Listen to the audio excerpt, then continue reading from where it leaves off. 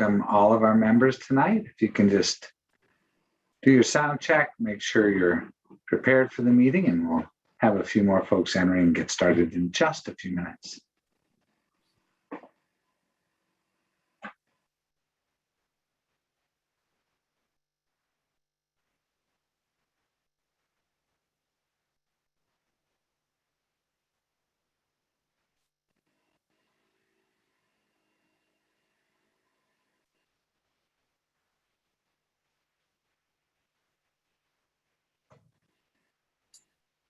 Ryan, are you getting the snow under control?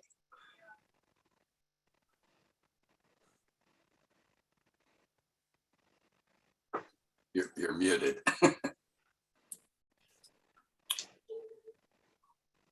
I apologize. Did you ask if I'm getting the snow under control? Yeah, I was wondering how that was going, and did they get 26 open and some of the problem areas? Unsure of that. I was yeah, talking to Ryan, but that's okay. Ryan. Yeah, Sorry. sorry about that, Bill and Brian. I was actually answering. I was still muted on the phone. I was gonna say, yeah, you want to talk about the real deal in terms of a snowstorm? That's it. It was feet up there on the mountain and in the gorge. The crews around the clock, working. And I actually went out and visited one of my crews from Sylvan that got to go help out in the gorge, and they were talking about how cool it was to be working with that much snow and watching it fly. They enjoy the work, but it's grueling. Wow. They had a lot of downed trees was the main issue. 26 stayed closed so long. Down actually near the Warm Springs Reservation. That crew only has 6 people on it right now, due to a variety of hiring reasons. But so we had our crews going down from government camp to help them, and crews coming in from different places to help supplement. It was quite the effort, but I'm glad it's all done now and things are in good shape. Although I worry a little about this coming Thursday, Friday with potential for freezing rain in the gorge. So keep your eyes on TripCheck. Scott, Lucinda, and Garrett, this is Roy Rogers. There are some committee members who appear to be on the attendee list instead of the panelists. So I see Gary Sherrato, please let him in. And I see Pia, Pia Welch right there. And who else? That may be, if there was a third one, but maybe they let him in. So you're going to start? Yeah, please let him in.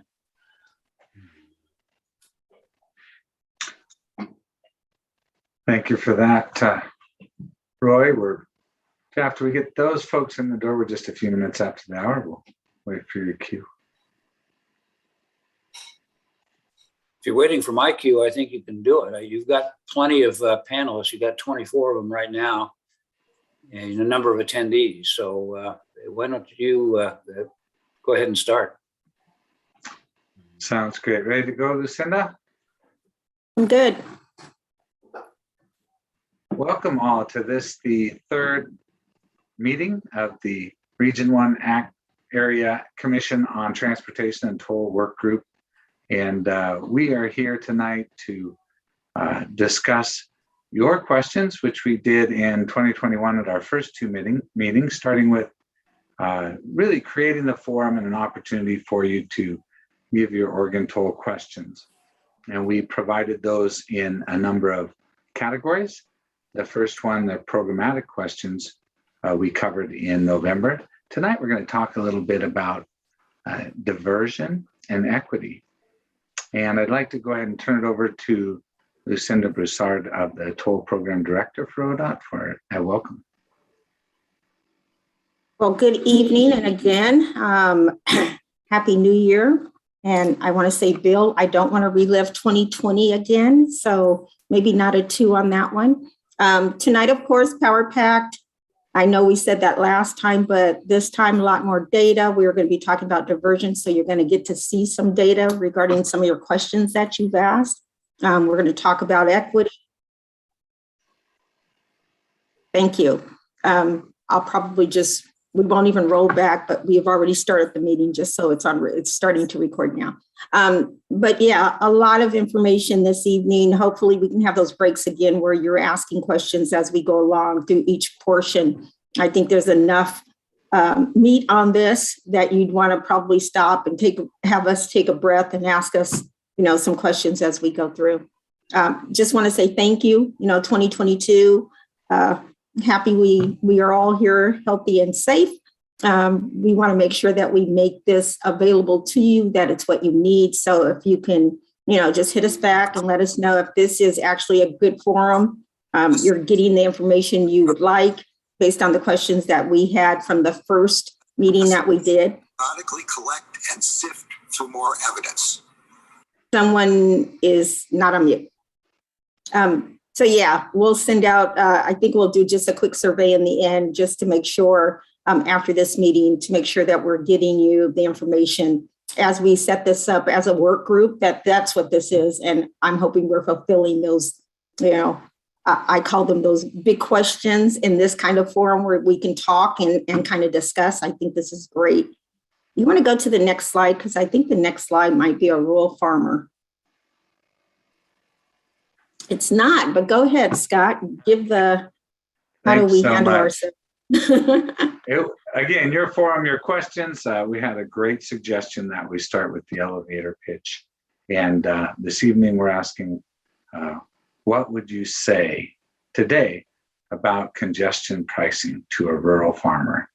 And I think I'm going to send that over to Garrett Pryor to take a first cut at our response. But if you can think about 20 or 30 seconds in an elevator, and we'd like to get a few hands in the air after we do a warm up with Garrett, how would you answer that question?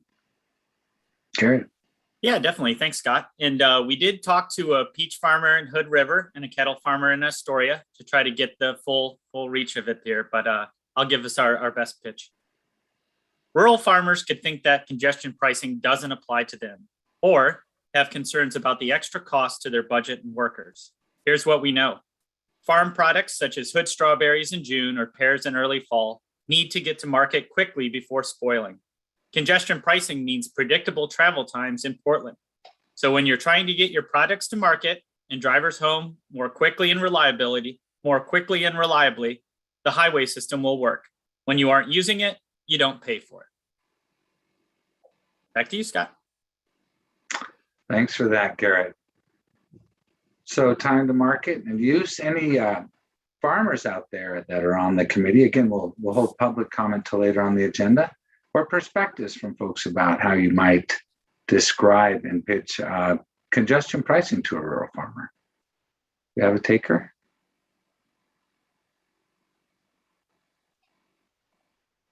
I know when I talked to a farmer in the Hood River Valley, they made the point that the grocer expects that timely fruit between when it's ripe and spoiled so they can get you the perfect fruit. So we know that's important to them. I'll pause for just another moment. Very good. Let's go on to the diversion topic. So this question is paired with several others. And it starts, we'll just read the questions and go to what we know. So Mayor Snyder says, how does ODOT plan to mitigate and or minimize diversion? Very significant question. And similarly, Mayor Mark Gamba, City of Milwaukee, what efforts will be taken to reduce diversion? And from Megan Ramey at Bike About, what mitigation strategies will ODOT employ so vehicles are not using neighborhoods to bypass the tolls? So Garrett, do you want to take a first look at what we know now? Yeah, definitely. So let's unpack that word diversion for a second, because it can mean many different things. There are positive diversion that you want to see with congestion pricing, that you're trying to use that price trigger to affect people who can change time when they're commuting or destinations, maybe shopping locally, modes, doing ride share or carpools, or working from home, having that flexibility with employers. And what we see, that just little bit can really open up a lot of capacity on the highway system for people who can't choose to change their travel times throughout the day. Where we see negative diversion, and when we look at how this happens nationally, usually you'll see this start a little bit heavier at first, but then as people get used to their travel patterns, it lessens over time. But those are those changes in rerouting for people trying to avoid the tolls on the highway.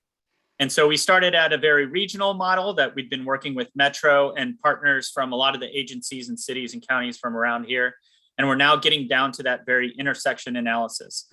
And so the information we're bringing you here today is kind of the first cut at that information. We don't yet have the specificity of around how it works directly for trucks or bike ped or other kind of transit and multimodal impacts. That's coming. But what we're going to show you here today are where some of those benefits and burdens are in the system on the highway and on local roads. Next slide. So we're going to be walking through the way we analyze transportation is called kind of build and no build scenarios. And you look out 30 plus years into the future to kind of give our best projection.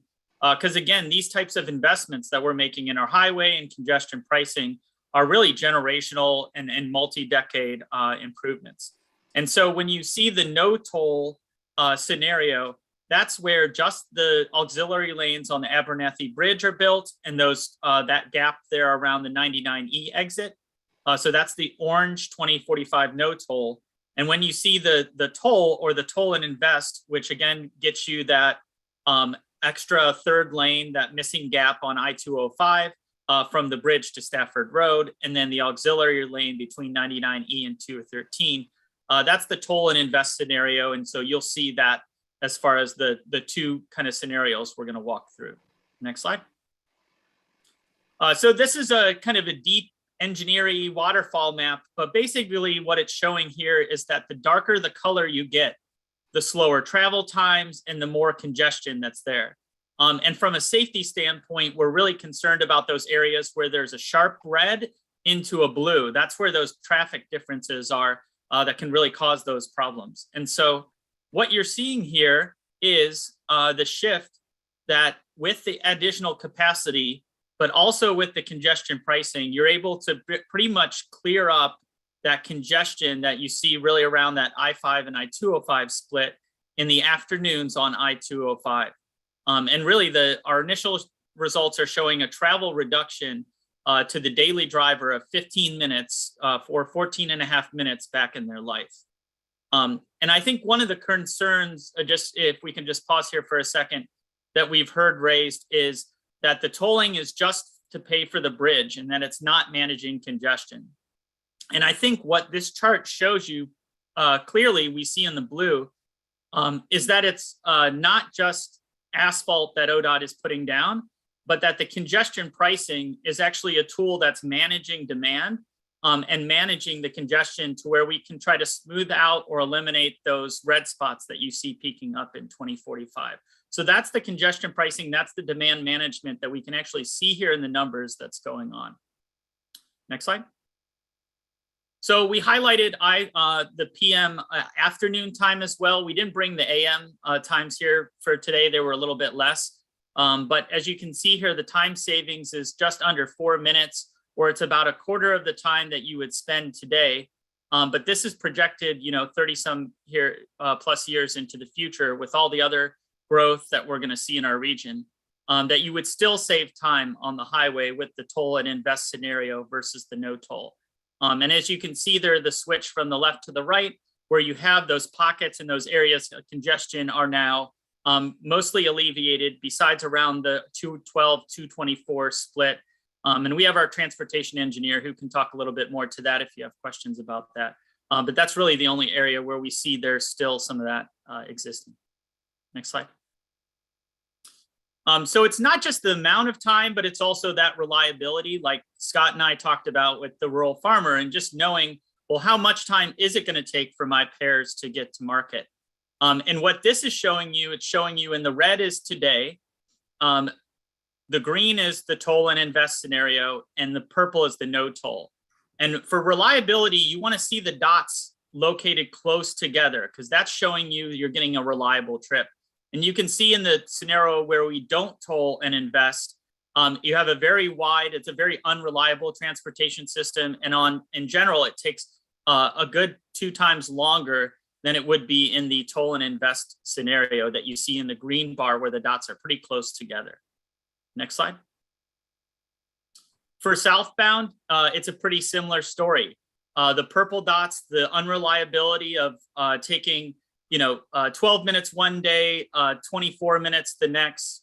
That's what you see in the no toll, the no invest scenario. But in the toll invest scenario, almost keeps traffic sort of what it was back in 2015, where the trips are relatively reliable and just around that 12-minute mark, traveling through the corridor there on the southbound way. So I know our good friends there, City of Hillsborough, and the mesoscopic model. So this is a good, Mayor Callaway, a picture of the mesoscopic model we're using that simulates not just kind of what's happening on the larger regional roads, but also what's happening on local roads, and really measuring that all in one comprehensive piece. And so I'm going to bring you some early results here we're seeing on the local road system. And I wanted to pause here for the legend. When you see the green box around something, that's less time. When you see the yellow box, that's where we're seeing more time.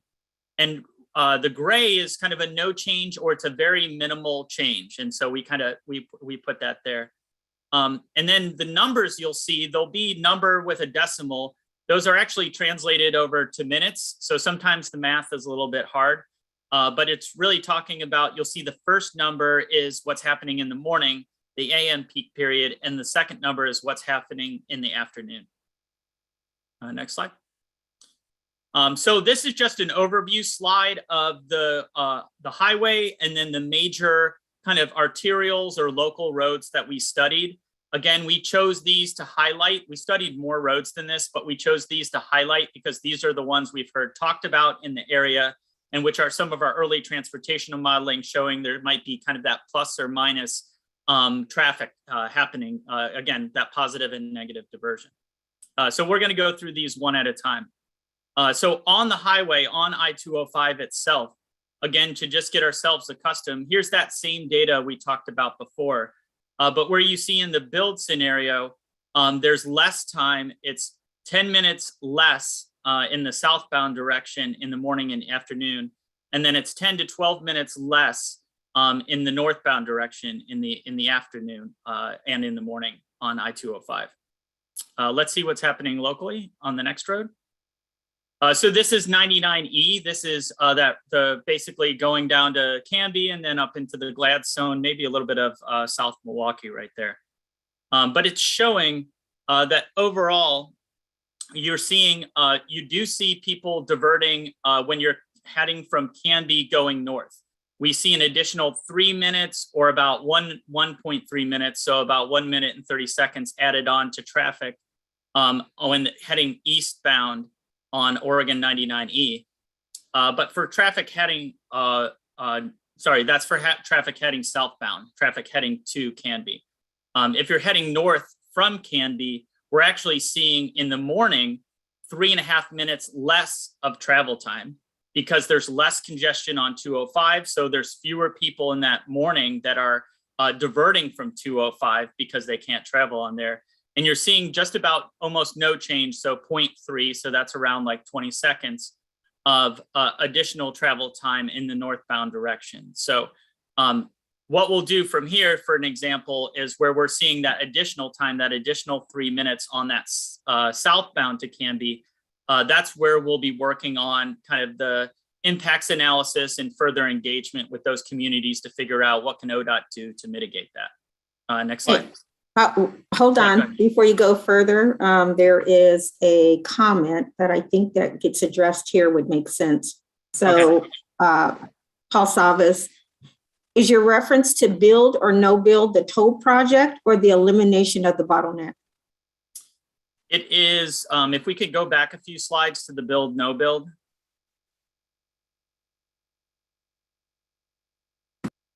All right, so Commissioner Savas, this is what is assumed in the no build. So again, the no build is just the Abernathy Bridge rebuild and the auxiliary lanes, and then that auxiliary lane there by 99E.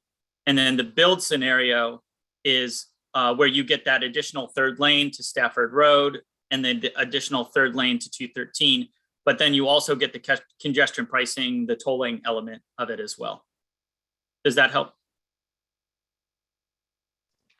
Yeah, you're basically combining the two. So we're not really looking at a comparison of toll or not toll. We're just looking at the combination of tolling and the elimination of the bottleneck together. Yep. Okay, thank you. Yep. All right, so I think we had just covered 99E, and I think we were going to jump to the next road. So for the Westland and then dipping into the Oregon City side, we see a mix on Oregon 43 southbound. In the mornings, we see a 3.3 minute addition in time, but then in the afternoons, we see a 3.8 minute savings. So that's something I think we'll eventually be kind of looking into, is where is that addition? Where are kind of those intersections or improvements that we could work on there? And then in the northbound direction on Oregon 43, we still see pretty much, it's pretty much a wash, or under 40 seconds, that 0.7, as you can see there, time savings in the afternoon, and around 30 seconds of savings in the morning. Next slide. For Willamette Falls Drive, westbound and eastbound, for the westbound direction, so heading there towards Stafford Road, you see a 0.3, so a pretty minimal, about 20-30 seconds addition in the mornings, and just over a minute of travel time savings in the evening. And then for the Willamette Falls Drive eastbound, you see just under a minute, that 0.7 for the morning being added to the trip. But then close to a 9-minute reduction in travel time heading east in the evenings. And that's again because we see a lot less cars diverting through Willamette Falls Drive in that area because of that congestion's being managed. And then the toll would be located there at the Tualatin River Bridge. Next slide. And so this is our final kind of dive into this along Borland Road. We really see little to no change as far as whether it's the build, the toll and invest, or the no toll scenario, where you see kind of either a half a minute being kind of gained or lost in that area. And I think that's mainly because of the tolling is really located to the east of here. And this is one of those areas we'll look at when we do the regional project, where for those of you who haven't had communities or know as much about this area here, we'll be doing a very similar analysis for that regional project. So I'm thinking of the communities that are along I-5 and I-205 that we have here in this room.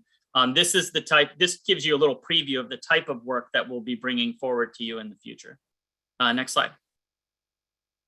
So hold on. Yeah. Before we go there, can you, Scott, can you go through the comments?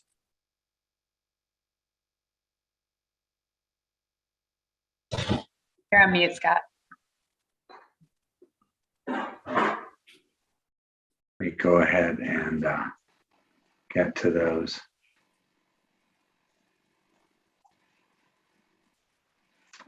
Sorry, can you read those for me, Emily? Sure. Yeah, Steve Calloway asked, does the expanded mesoscopic modeling you referenced show how much traffic between the high-tech jobs in Hillsborough and Clackamas County homes are projected to shift from 205, 217, and 26 to new secondary route of 26 through the Vista Ridge Tunnel and out Powell Boulevard?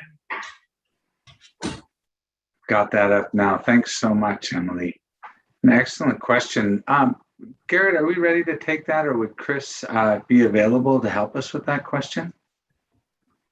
Chris would be the person I would go to. I think It's something we didn't have that information now. I know when that modeling is done, it does still have that regional footprint, Mayor Callaway. So that's something we could look into to see and pull from on it. Because I know we gave an initial run with like the regional travel demand model, but now we're developing a regional mesoscopic model, it would pick up a little bit more of that. What are those local impacts on a regional scale? So that's something we can kind of search and get back to you on. Excellent. And I've got this up now. Next from Mayor Gamba. How do you calculate how many will use local roads to avoid the toll, even though the trip is faster on 205? Yeah. Chris Wellender, are you here? I've got like just the start of the answer, but I know he can go into the depth of it. Give him a moment. Yeah. He's available. Can you hear me now? Yeah, we can Yes. hear you, Chris. Okay. Yeah, so basically our model has been calibrated to, people make the choices based on travel times. And when we input a toll, we convert that travel time, we convert that toll to the equivalent travel time, depending on what the value of time is for the user. And that value of time, which we spent a lot of time figuring out what would be the best, varies for different roadway users. Like freight, they have a higher value of time. And in the model, we also had various, I think we had 3 different categories, excuse me, of users that have, different income levels, et cetera, and they have different values of time. So that's all calculated, and basically if what they pay in toll is less than what they would have to incur in additional time by taking an alternate route, then they'd stay on 205. So that's generally how the modeling and the analysis works. I don't know if that made sense to you, if you have any more questions. Well, yeah, kind of a follow-up. That seems pretty simplistic. I mean, we know that the population is going to be higher, probably significantly higher. So therefore, more people using the roads. At the current trajectory, wages will have continued to erode in value relative for at least half the population will continue to erode in value relative to the cost of housing and transportation and all those things. So to me, I'm not sure how you can, somebody who's living paycheck to paycheck, barely getting by on what they make, that $12 pop or $8 pop or whatever we're talking about, each direction for them, it doesn't really matter how much longer it's going to take them to get there. They just can't afford it. It's not like their employer is going to pay them that extra $8 or $12 just because they have to take 205. So I'm really not understanding how you can make those assumptions and that they hold any water given the likely trajectories of the economic realities for half the population. So, yeah, I mean, granted, there's only so much that a model could do, but it would assume that someone, if they didn't want to pay the toll, would leave a little bit earlier so that they're not late. And again, this is an indication of what might happen in the future. Chris, I'll just say, Mayor Gamba, you bring up a good point. I think it's something we're all struggling with. This is built on the data that Metro uses, that we all put our transportation planning into, and how the widening wealth gap in America shows up in that, and the assumptions built out in those models is, I think, something we still need to work towards. I'll just see whether you kind of agree with the assumption or not. You will see a more detailed report on how tolling would benefit or burden low-income communities and commuters with this study coming here in the next few months. And then also we'll talk about later today. Some of this just can't be answered with a transportation model and just needs to be answered by talking to people and coming up with systems and programs to help. And that's what our low-income toll report that we're working on developing with you all this year is hopefully helping to address that, to address those gaps like you are calling out there that can't be picked up in a transportation model. And excellent question, Mayor Gamba. We do get into equity tonight as well. I just want to recognize Mayor Serrato has his hand up as well. Question? Thank you. Thank you, Scott. This is more of an observation than a question. In listening to how the brief explanation on attributing value to time, I'm trying to visualize that in terms of Joe Everyman, and I don't think they're going to get that. Who calculated the value of my time? How the hell did they come up with that value for my time? How about this guy over here? How did they come up with a higher value for his time than my time? I think you're going to run into an awful lot of pushback in terms of that particular equation. So not a question, just an observation. In trying to present that to the public, I think you're going to have a high hurdle if you present it in terms of my time is valuable, your time is less valuable, and vice versa. So just a heads up, it's amongst us right now tonight. I understand it. I think most of us kind of understand it and can be appreciated. But in terms of when this has to go out and meet the public, that particular equation cannot be phrased that way, and it's going to have to be couched in such a way as it does not equate the value of my time against the value of my neighbor's time or that stranger's time. You're going to get a lot of pushback, I think, on that particular issue. My observation. Thank you. Thanks so much for sharing that. Some really important messaging work to do. Appreciate that comment. I wanted to recognize one more in the chat from Steve Galloway, but if they do have to work around school schedules, et cetera, don't have the flexibility to leave earlier or pick up kids later in the evening, et cetera. So that goes to that flexibility or not, or time value question. Good comment, Steve. Others that have questions, we'll take those now. We'll have another slide to have a broader diversion discussion, but how about Paul's question? Yeah, I was going to say, yes, Commissioner Savas. Yeah, I think it's important, right, just out of the gate here to just recognize something and remind everyone who does remember, and for those who don't, just to inform folks that Clackamas County got behind this bottleneck project back in 2013 in a big way. And I heard in the presentation that you're going to base this on 2015 models. It's not, I think I've read into that, but I got inferred that it's not going to be any worse than it was in 2015. So, you know, in this recession, the Great Recession, the communities along that see diversion or experience diversion got a break from all the diversion. And I think it was a realization from that break that, my gosh, the traffic went down, and as the economy picked back up, the traffic came back. So there was an awakening that, geez, people are cutting through our neighborhoods. This is the cause. So when you say 2015, in 2013, the diversion was not acceptable, and every year it got worse.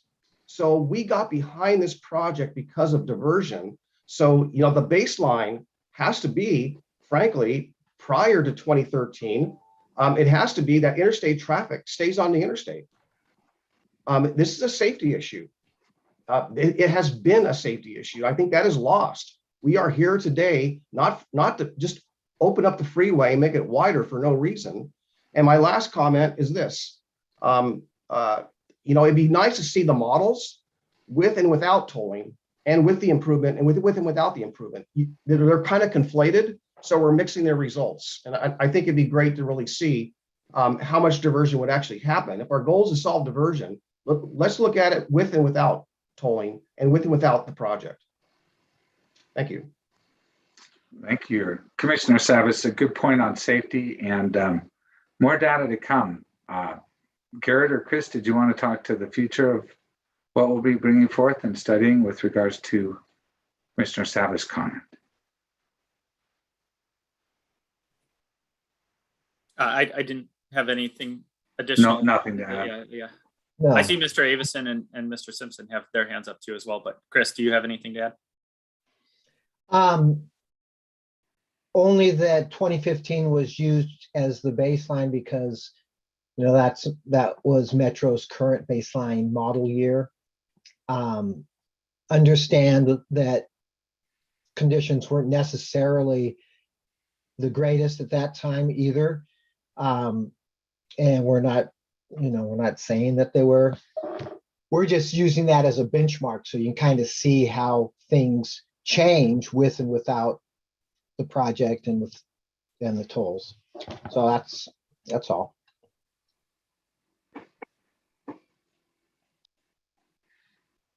Very good. Thank you for having that, Chris. Additional questions, comments? Got additional hands up that you noticed, Garrett? Sure. Do you Yeah, want me Bill to start? Avison and then Ashton Simpson have their hands Very up. good. Yep. Thank you. Thank you. I have a question as far as diversion. It kind of follows Commissioner Saba's comments.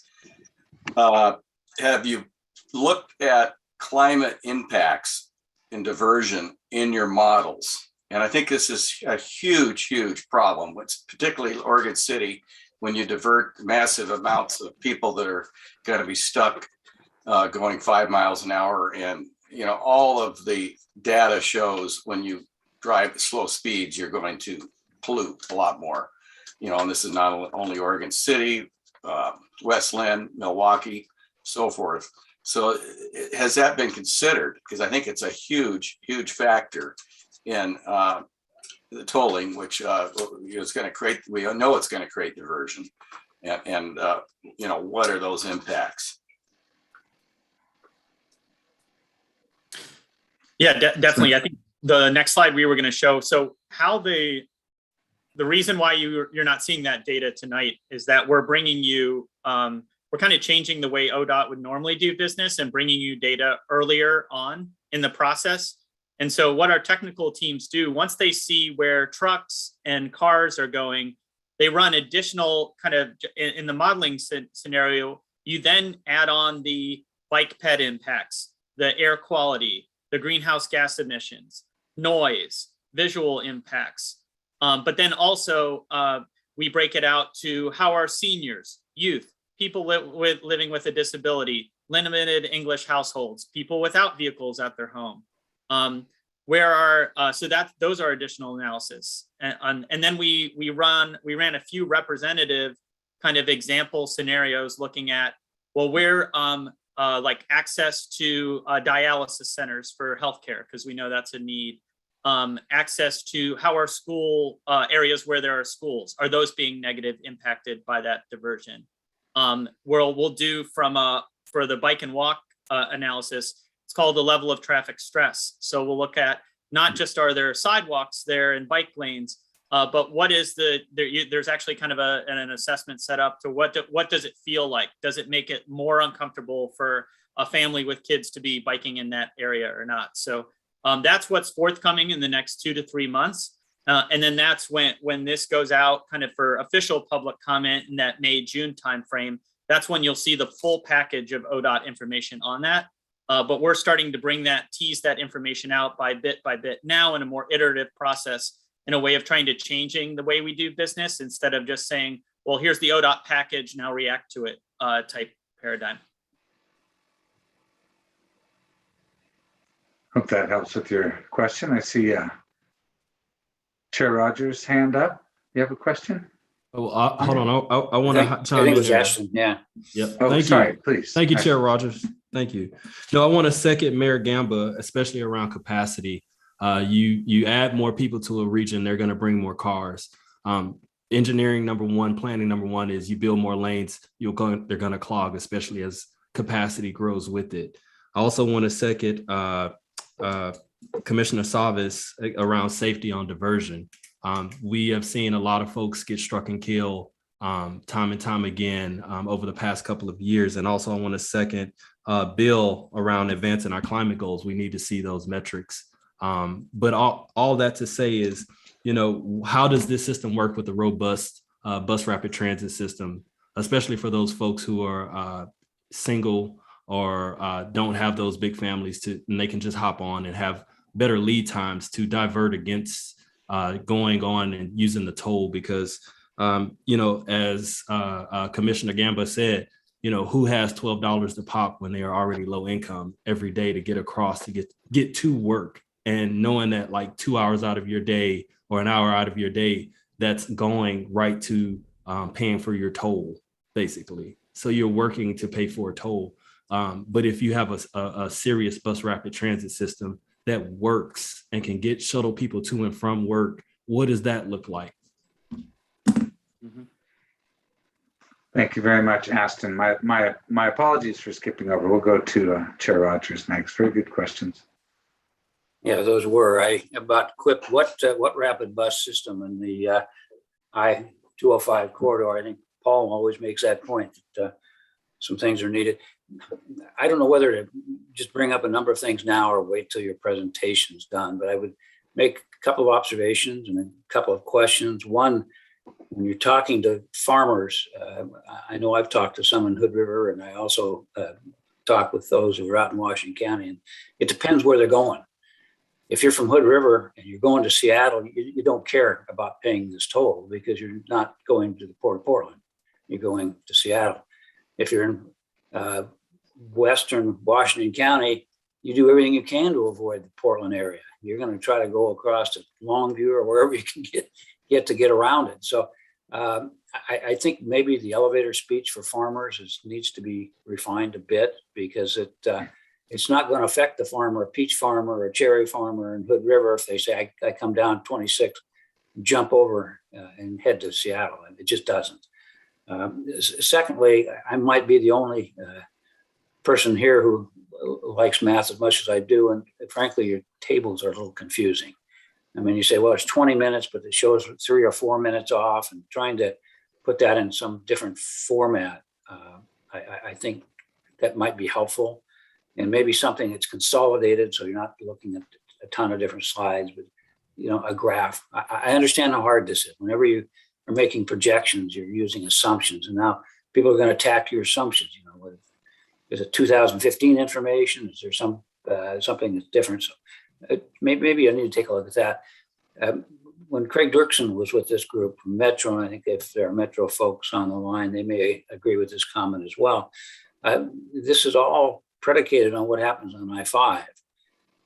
You may see completely different numbers if there's no tolling on I-5. If you start tolling I-5 and 205 combined, it's interesting, and I know you don't know those numbers, but it'll be interesting to see what happens. Washington County's interest would be our cities of northern Wilsonville, Tualatin, Tigard, Durham, anything along the corridor. If you start tolling 205 without I-5, we may see an increase in traffic in that corridor, and then jumping off that's going to create some real issues and diversion. So we're concerned about that as well. And again, back to Ashton, I'll just simply say that he raises the $1 million question. If what's going to happen is with transit, and I know, Paul, you've made that comment 100 times, is that going to have Tom Markgraf down there raising these prices $2 or $3 a ride in that area, or can they avoid that by taking transit? And if they avoid it by taking transit, are we going to build some kind of aux lanes to take care of that, or are they going to have some rapid transfer through there? I mean, there's a whole lot of questions. This is nothing that you haven't thought of. We haven't even got into the diversion question deeply. And We certainly haven't got into the equity issues either, but all of them are going to present some interesting problems for us. So anyway, my comments. Thank you for your comments, and certainly the way that we think about this from the various perspectives are very important, and that's what I really value in this forum, is getting your questions out and understanding the various perspectives. Scott, Next can I hand just up. say a word Yes, about please, transit yeah. real quick? Sure. So we know today, ODOT with the bus on shoulder pilot with SMART, we're working with to help launch that and provide that infrastructure in place. And then through other STIF grants, we have some of the shuttles that we're helping support in this area as well to date. So that's a start of it. But for the whole ideas of what would best pair well with tolling in this new area from a really substantial express bus or other types of transit investment, that's what we're working on now, capturing, and that a lot of those kind of ideas and what we've heard from TriMet or SMART or Canby Area Transit, we're capturing in a document called an I-205 corridor transit and multimodal strategy. And that document will there help inform then what gets identified by ODOT within the next 4 months, leading up to that draft environmental assessment of what will ODOT deliver with the tolling project. And so that's where, sorry, Tom, I saw your question there. I'll address that here. And so that's where we're working towards. So you'll soon see those commitments from ODOT on what kind of transit and multimodal investments get delivered with the tolling project, with those other toll and invest scenario. And then Tom, we're working with Tom Mills and your other TriMet planners to figure out what is the data that we're creating that can best fit into TriMet's models on how you determine your service planning. And then we'll actually help run some scenarios to figure out, like, does that mitigate some of the impacts maybe around that congestion, those couple of those congestion spots that we were seeing there in the future. But if I could ask, I don't think you've done any modeling for the SMART work. And is that right? As far as including that as an assumption in this modeling work? When SMART started its process, I don't think that any modeling work was done. And I'm wondering, because I hear it's going great, but I don't hear any numbers about how many people are actually riding it. Oh, from the SMART bus today? I don't know about that. I don't know, Ryan, if you know any of that numbers back yet, but okay. Good yeah, question. actually, we will be getting updates and reports on that, and I'll be happy to share those with the ACT and everybody else when I get them. But I haven't seen one either. Great, thank you. Thanks, Tom.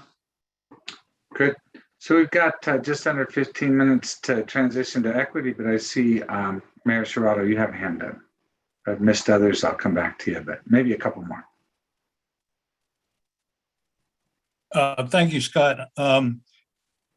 I'm only bringing this up again, not as a question, but as an observation. And I'm doing this as my previous observations because I kind of look at these sessions as my classroom. This is probably where I learn the most about what's happening with this entire project. So I'm throwing this out because of the planning heads that are involved in this sort of thing. We've all seen this last week that probably the most heavily trafficked interstate highway in the United States was brought to its knees. I-95 outside of Washington in Virginia, which is not exactly known as a snow belt. So when we're talking about doing things that are going to affect the ability of people to travel and travel efficiently on our existing roads by utilization of tolls, I believe the last time I was on I-95, it was a toll road, not a freeway. So I would be interested to see how those people who are dealing with tollways that have these type of nearly catastrophic weather events that interrupt the transportation system, trucking, passenger vehicles, et cetera, how that is being handled and how that is being planned for in our concept going forward with a tolling model that would obviously and inevitably change the way people in the metropolitan travel. And then secondly, and probably not immediately so important, but apparently as we go forward, how will that type of thing affect electronic vehicles? From what I'm hearing and what I'm reading, what I'm seeing is that one of the biggest things that was a detriment to this congestion on I-95 was the fact that there were so many electronic vehicles there whose batteries lost power. Again, not a question, just an observation, and I'm going to assume that this is all being thought about and planned for in and with the folks that are responsible for doing that sort of thing. And I appreciate you listening to me and hearing some of my concerns. As I said, I consider these sessions my classroom. So I'm looking for you as being the professors, the teachers, and so forth to give me the education I need to be able to talk to other people that are my constituents. Thank you. And thank you. I think we're all in the classroom together on this one and learning. And I think it's interesting when you talk about the operational system side. I think we're still a ways away from full answers on that. Garrett, anything? I think we'll go one more to any response, and we can go to Mayor Snyder and try to move on to equity if you agree, if you all agree. Okay, Mayor Snyder. Yeah, I guess I just, as I'm thinking about the assumptions in this model, and I'm thinking about the question that I guess my question was put up first, but a number of people asked same diversion question. I guess I just want to recognize that the data that's being shared is measurements of how much more or less delay there is on a particular segment of road. And I'm not sure that's the measure or concept that I want to think about related to diversion. If a vehicle leaves the path it would have been on the freeway to divert, but encounters no resistance in the traffic flow, I don't know that I think that's a good thing. And this model would seem to suggest that as long as the vehicle doesn't encounter resistance or speed declines or travel time declines in that segment, that's not even diversion. I mean, I guess I'd like to know that if I'm right about the way that's being portrayed here, because I don't think many of us, at least in the leaders around the local communities that might be affected, are going to accept that as the measure of diversion.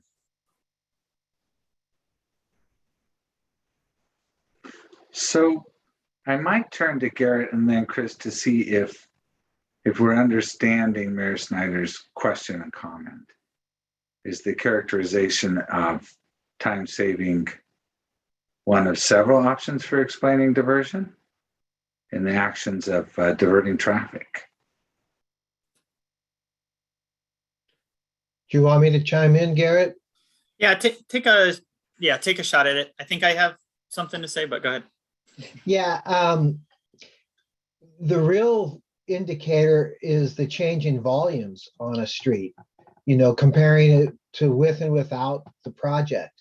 And that's what we've been looking at to see, before the project, there was this much traffic on 205, this much traffic on the various local roadways.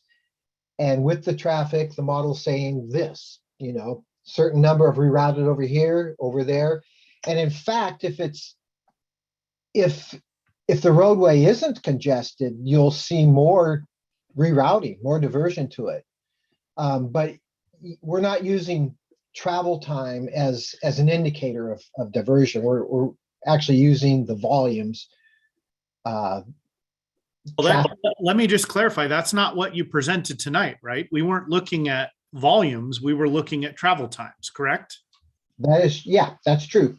Okay, I mean, we asked a question. In fact, you put all the questions up first. You put up 4 or 5 different questions about diversion, and this is the metric you guys are presenting. So I just want to sort of point that out and acknowledge it. Gotcha. Yeah, I can see where that's confusing. Okay. You're on mute, Scott. thank you for the question and comment. We will continue to search for additional data and ways to present that, Mayor Snyder. If we can, we'll go back to our slides, and Garrett will wrap up diversion and move on to equity shortly. Yeah, and I can be pretty quick because I think we covered a lot of this information in the answers, but we do care about what happens locally. This is one of the more robust as far as performance measures and how we're measuring all those diverse impacts. We have an equity framework that picks up 6 or 7 additional like subgroups and categories of populations we're trying to simulate over what's federally required, which is just low income and racial minority. And so this is an area where we're really trying to push the envelope and learn new things. And so we really thank the input of a lot of your staff and our Equity and Mobility Advisory Committee in getting us to this point. And so this information will be coming out here in the next few months. Next slide. So we've been using this term mitigation, but it's a really key part because when you bring a big project like this through this NEPA or federal review process, what gets identified as mitigation is sort of a commitment from who's ever delivering that project to make sure that it happens. And sometimes it can be solely by like us, ODOT, but there also might be partnerships that are needed to deliver that. And so that's why if there are key partners that need to provide an additional transit service or other thing, we really need to talk early and often and work kind of side by side with them before this kind of information is published. So we just pulled out 2 examples of what mitigation could look like. So for an example, number 1, increased traffic on a street intersection decreases kind of the operations, their traffic from level B to level E. This is kind of one of level of service as a way that you measure kind of quality of traffic at a transportation intersection. So mitigation might be improved signal timing, constructing additional turn lanes, modifying the traffic controls, traffic calming, or in infrastructure improvements to help bike and walk safety in that area. Next example. Example 2, so this is instead of looking at kind of the impacts of vehicles, this is looking at the impact to the bike and walk system. So if a level of traffic stress increases from a low stress to a high stress segment due to that increased roadway traffic volumes, we could do certain things that, like as far as mitigation, might be crossing treatments. So improvements to the striping or to the signage, traffic calming to reduce the vehicle speeds, or looking at the infrastructure as far as bike lanes or other elements that would be there that ODOT would identify and help deliver with the project. Next slide. And so just to recap, again, the earliest that tolling would turn on would be late 2024. That yellow circle on the 205 toll project line, that's when that draft environmental assessment goes out. Again, that's our full release, our big package of all this information we've been studying. That's around that June timeframe of this year. And that'll lead another kind of year, more iterations and changes and updates to the plan that we're hoping to finalize at the end of 2022. And then, because I know a few of you had questions around like, why are there 2 tolling projects going on currently and how will they be integrated? And so I just want to pause here really quickly to show that when the tolling environmental study ends at 2022, it's a good few years until the toll rates are actually set. And so as we're learning more about, let's say that diversion in can be picked up from a regional system, if it's getting better or getting worse, we will know that information through that regional study in 2023 before we set the toll rates on 2024. So it's very much, it's not a siloed process, but it's one where 205 goes to gets a certain amount of analysis, and then the regional project, and then we loop back to 205 before those toll rates are put in place. Next slide. So that's our update on diversion. Back to you, Scott. Thanks so much. We had our discussion on diversion, and we've been aggressive in our schedule. We had 5 topics and 4 meetings to do those in. If you don't mind, maybe we'll hold those and see if we have time at the end and move on. Any burning last 2 diversion questions or comments before we move on to equity? Let's move ahead. So we've got a few questions here. Thank you, Tamara Fuller, for this question. We've got a couple of these stacked together. Some are single questions. What discussions have been underway regarding commuters, local service providers, and freight drivers, those that can't change their time of travel? Garrett? Yeah. So impacts to commuters, local service providers, and freight drivers is a part of that environmental analysis that we're conducting in our engagement work. We'll know about more of those benefits and impacts to people's times and budgets soon. That's that packaging of that full information, and working on maybe sharing that, even some of that as we get that earlier, heading up to that date in June of 2022. And for those areas where there are impacts, we'll be looking through project mitigation, and then if there are larger policy actions that need to be done to help address those impacts. Great. Oh, and then one thing here, because I think her question implied or was talking about people who can't change their time of travel, which we know is a big concern, that our lessons learned from other places show that a small change in driving behaviors of those who can change opens up room for those who cannot. Our next question comes from Bill Merchant. How does this benefit people on both sides of the Willamette River? Toss that one to you as well, Garrett. Definitely. Well, I think we heading back to that large package, the HB 2017, and how we saw that impacts from throughout the entire state. That congestion in the Portland Metro and I-5 and I-205 has local, county, regional, and national impacts. We know it impacts people's time with their family, their budgets, health, access, and air quality to travelers, residents, and businesses on both sides of the river. Okay, next slide. And so what tolling is able to do, it's able to grow the pot of dollars within ODOT to help deliver some of the key mobility projects that you see here on the screen.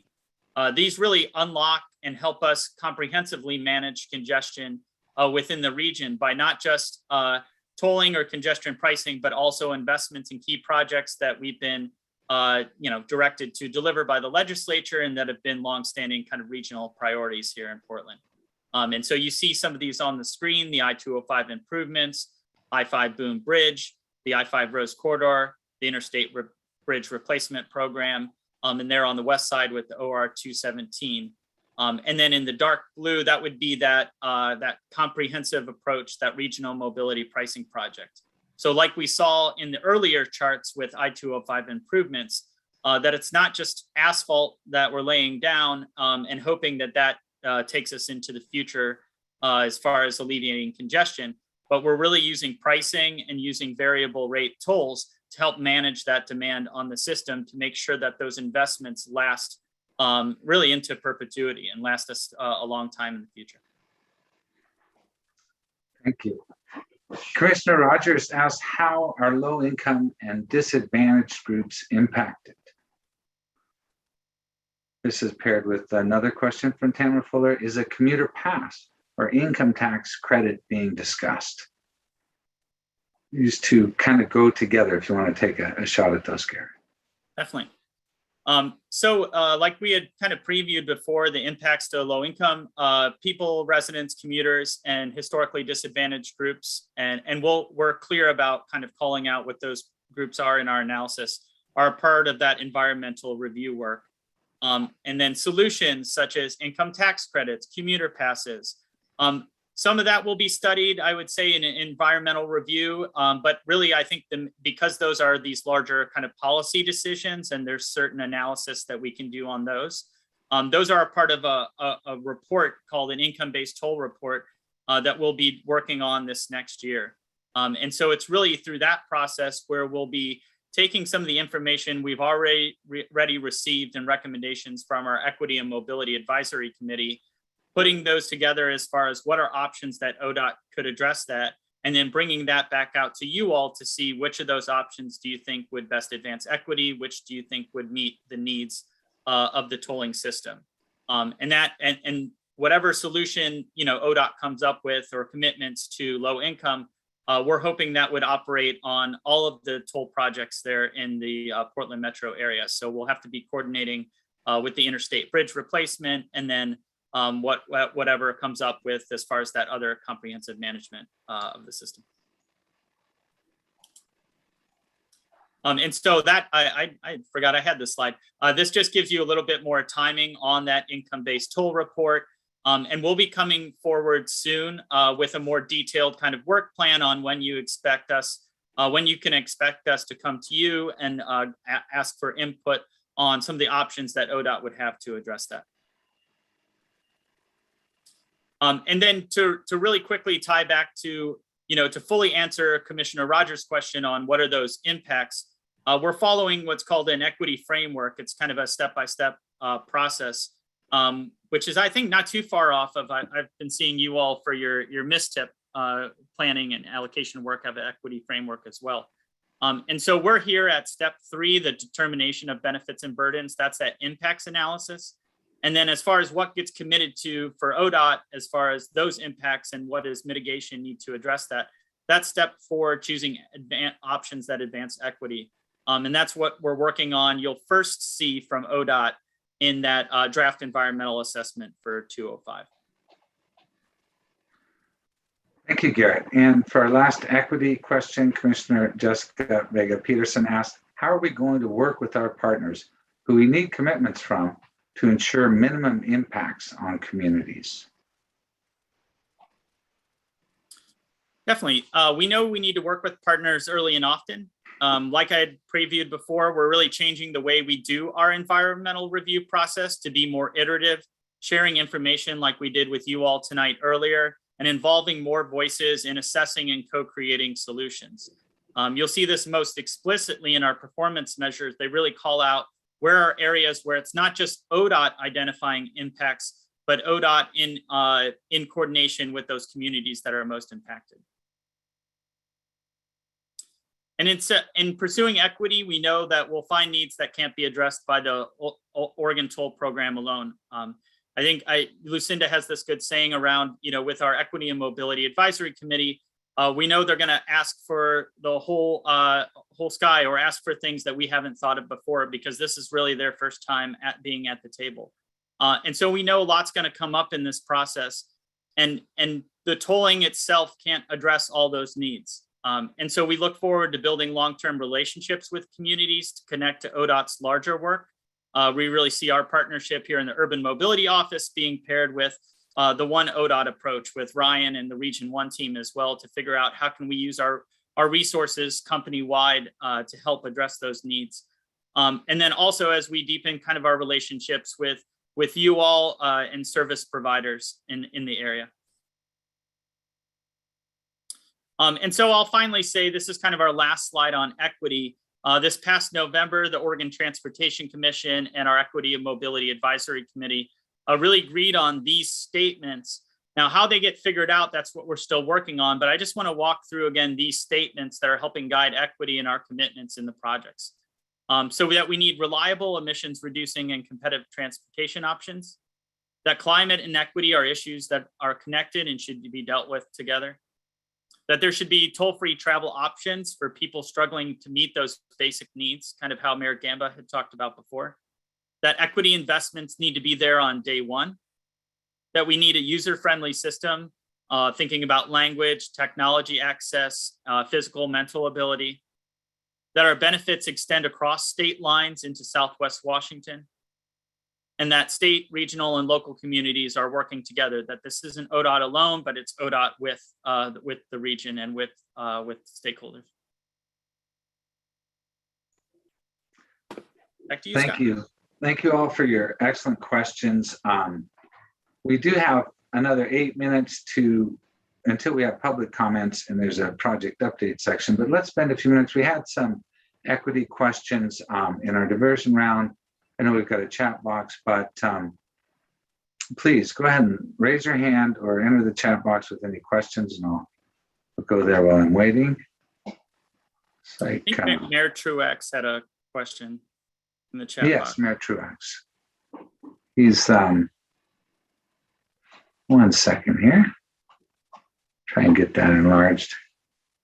I'm trying to remember what it is that I wrote, but Thank you. Mayor. You talked about gentrification, pushing people out farther and farther, at which point they're forced to drive because there's less transit options.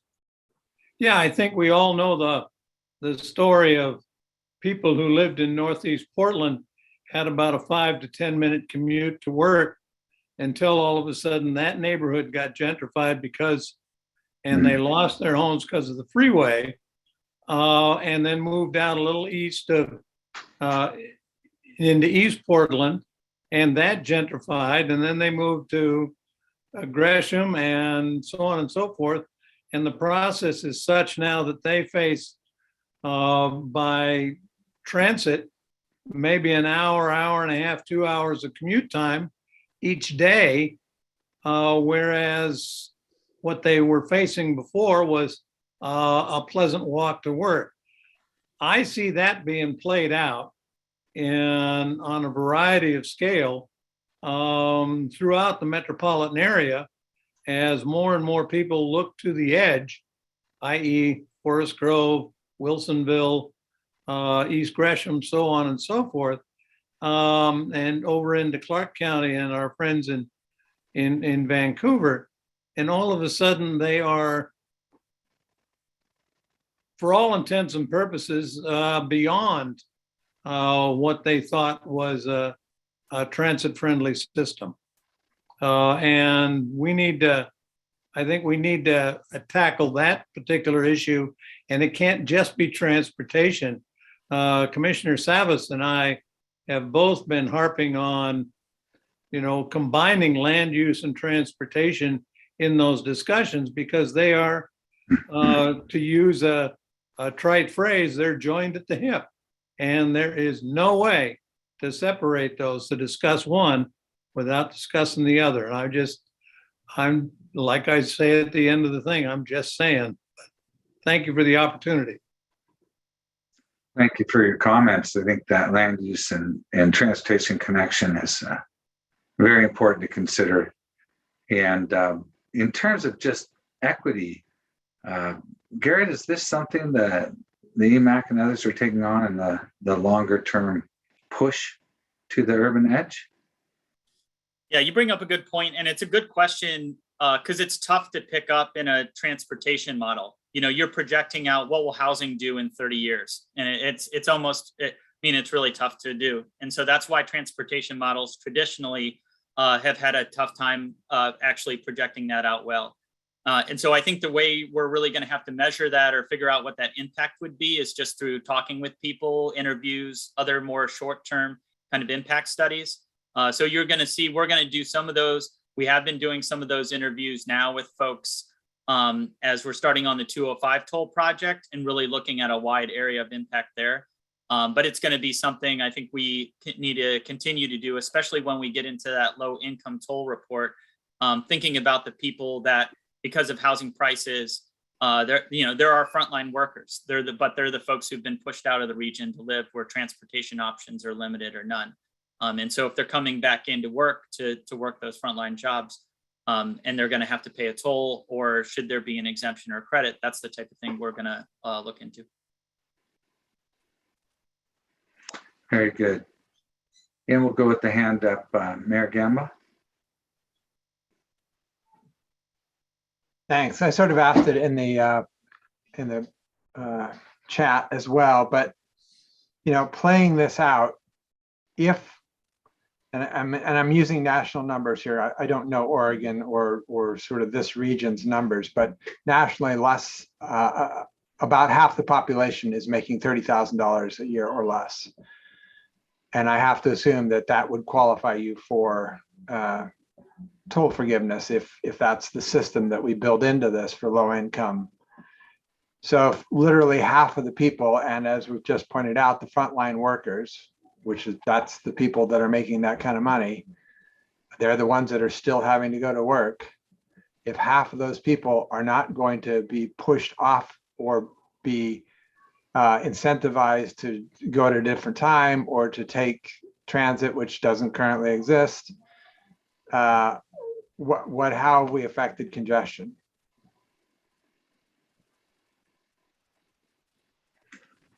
I think that's a good point, and I think we've got to look at that more deeply. I also just wanted to note for the clock, Garrett, we could go another couple of minutes, and then we promised the public's input time at 6:45. So just for the group, we could probably run one more and go do a project update and start just a minute late with the public if with their good graces. I'll just So real quickly, 5 seconds. Mayor Gamba, that's the question we need to look into because it is a balance of managing congestion or providing the income exemptions or credits. I just say, well, where we've seen nationally is that the credit systems or the exemptions are pretty limited as far as when it comes to income. And that usually it's kind of more so on the reinvestment of dollars into, transportation alternatives or other things that are used to address that equity piece of it. But again, with the widening wealth cap and what we're projecting here, that's a question we're going to have to struggle with and work through this next year. excellent. Let's take one more from Chair Rogers, and I think we might want to skip straight to the public comment and do our project update towards our close and next steps. Mr. Rogers. Thank you. Mine will be quick, and you can do this offline. I don't know that everybody else is interested, but when I've talked with our congressional delegation, that's both at the House level and at the Senate level, I continue to pose the question, and I haven't done this to our friends over in Washington, but I know Ann's on and she represents Vancouver, but for those folks who may be of low income or those folks who may be from a BIPOC community, what are we doing if they're outside this immediate area? So if I'm a BIPOC member from Eugene, I'm from Ridgefield, I'm from wherever you want to pick in the state of Oregon, am I not entitled to some sort of a break on a federal highway? But those who are in the Portland metropolitan area, they get a break. I think there's a legal challenge, an issue coming up, and I think it's going to be very much to our advantage to try to understand that issue early on, instead of running this what I think is a suicide mission of trying to convince people in our state legislature and our federal delegation and the Washington federal delegation that this makes a lot of sense to pay tolls to Oregon cities for people outside the immediate area. Anyway, you can tell me the legal implications of that. I think that's going to be a very difficult and challenging issue. So that's my comment. And just do a broad comment on that. When we're talking about low income tolls, we're talking about tolls because you have an account that you've let us know that you're low income, whatever that is, whatever that turns out to be. Whoever has that account and whoever has that designation receives that discount. So it doesn't matter where you're from. If you have the account and that you can prove that you're low income, whatever that means, I don't know what that means today, you would get that discount. So it has nothing to do with proximity to the road. It has nothing to do with being a Washington resident. It has something to do with your income and having an account, because there'd be no other way we would know who you were. Yeah, Lucinda, just a real quick back. Now, I understood that and I've been told that, but any of us who've traveled anywhere, we don't always say, gee, if I'm from Oregon, I don't have to pay sales tax, or I don't have to pay this tax, or I go to Canada and I can somehow get a rebate. People won't know that, but they're certainly going to call. I was going to say Peter, but he's not going to be there, but he might be at some point in this discussion and say, I didn't realize it. I'm from Springfield and I had no idea. And I paid this $16 toll, and it was really terrible. And yet my friend from Gresham or Tigard or Hillsborough, we didn't have to pay it. They didn't have to pay it. So it's a public relations issue. I understand what you're doing. Again, you guys are working so hard, and I'm not critical. I understand the difficulty, but there's a real issue here. In what I want to let you know that we will have a marketing firm that will come in and help us market this, because you're right. There's no way we could do all of this. So yeah. Thank you for your good thoughts and questions. I'd like to hold any others until after we enter the public comment period here, just a couple of minutes late. Emily, if you could, yes, thank you for advancing the slide. I want to welcome the public. You'll have 2 minutes to speak. If you could raise your virtual hand, so the project team can unmute you when they call your name, that would be excellent. We'd love to hear your comments. Do we have a hand up, Emily? Yes, I see 2 hands up. If you want to release your shared screen and I'll share the timer. Sure.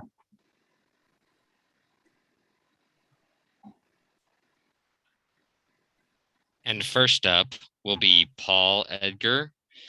Paul, I'm going to go ahead and give you permission to talk in just a moment. You should have the ability to unmute yourself and go ahead whenever you're ready.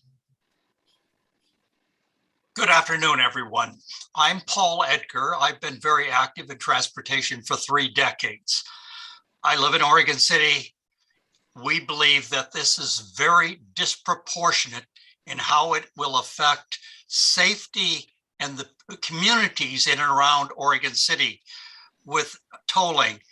It will be devastating to the city of Oregon City and will probably block 99E and make it virtually impassable for freight movement.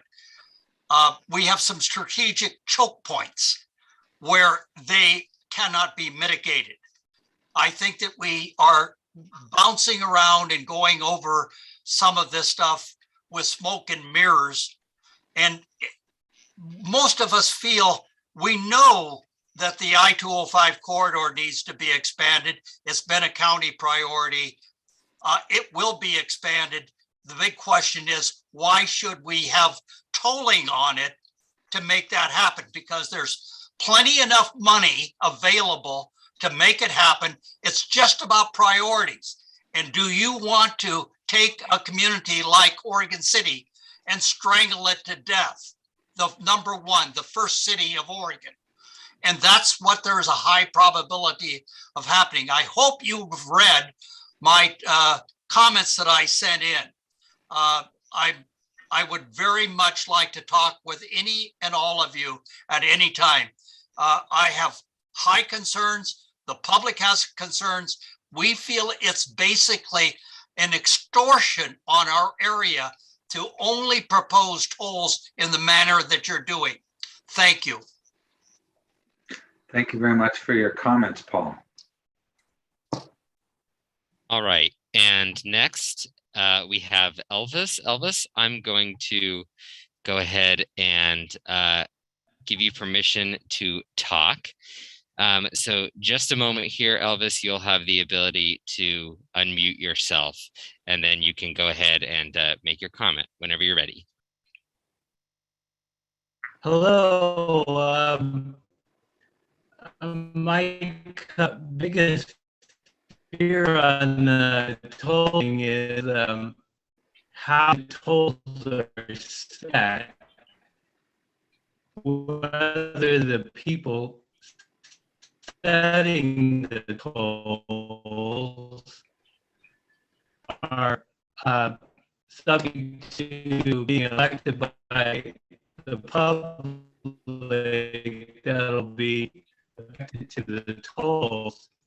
Because one of my biggest fears is we have competing goals in the community, and climate change, and also there's the transportation rule that was trying to get less people in cars, people out of the cars, and so my fear is that you don't have a process where the people that are setting the tolls will be directly and independently responsible or be elected accountable by people in their voting.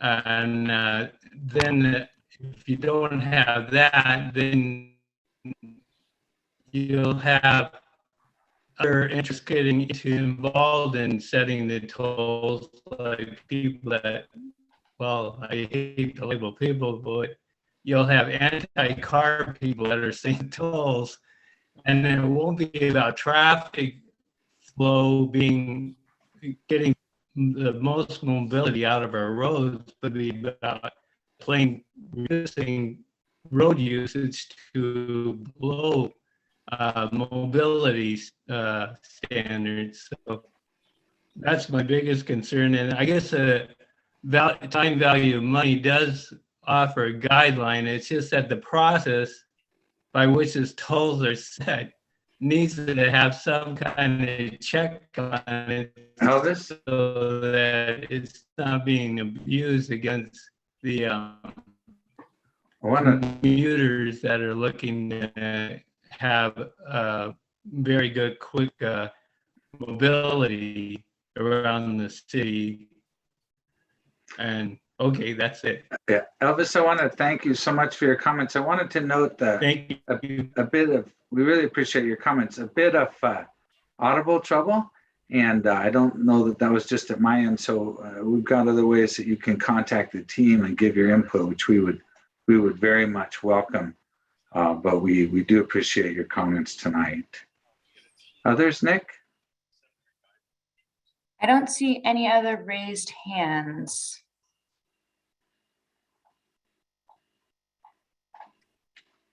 And Scott, I'd say I can pass on the toll update at the next R1 Act meeting. There, if we want to go back to, I know Matt Ransom, and then I think Mary McInerney-Olgel had her hand up. If you're okay, we can spend time on. I'll defer my update. Let's do that. Matt, do you have some input for the group? Yeah, thank you. I wanted to recognize really, I think the work that EMAC had done and in specifics, the foundational statements, the one that resonates obviously to the RTC. For those that don't know, we're the MPO up here in Clark County. But for this organization, the statement about benefits extending into Southwest Washington obviously is very important. If you could just indulge just a moment, I want to refer to a comment letter that the RTC sent to the OTC. This was back in July 2018. This is in relation to the value pricing feasibility study, and it actually addresses a couple of these issues. And for the group's benefit, just wanted to share a couple of these comments that I think are relevant.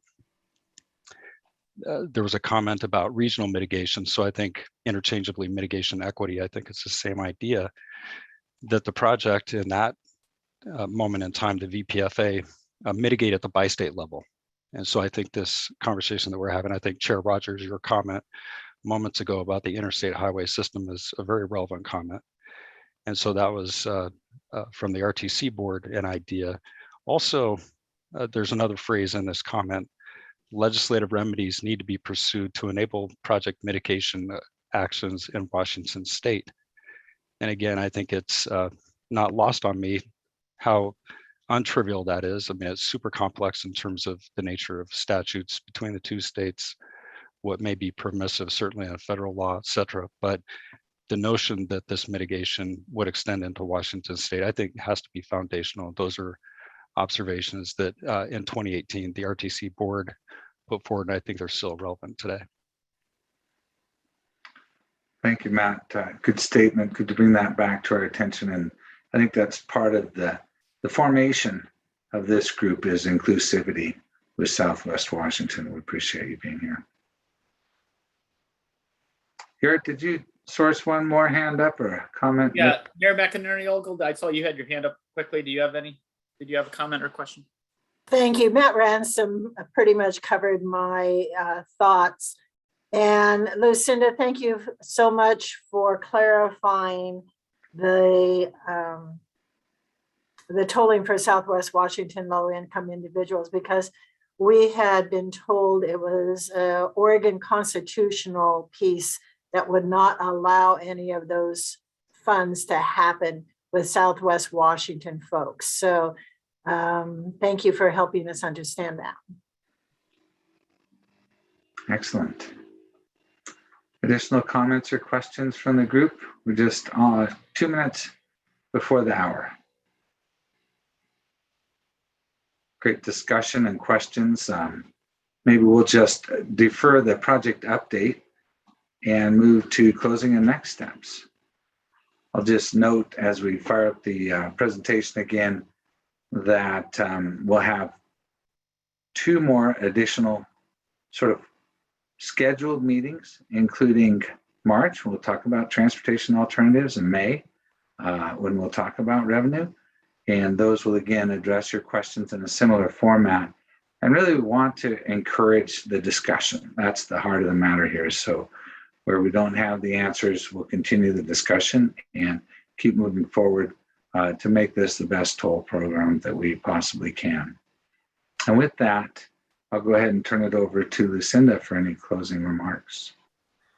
Just a thank you, and all of the comments that we got tonight. Of course, we'll go back through, try to provide answers. So if we have those by next time, we'll just put it at the front of this meeting. As I said, we'll send out a survey just to make sure that we're still on track with you regarding this meeting. And just thank you and Happy New Year. Thanks so much. With that, we'll go ahead and conclude the meeting. And I hope that you all really have great success in 2022. Thanks for your input.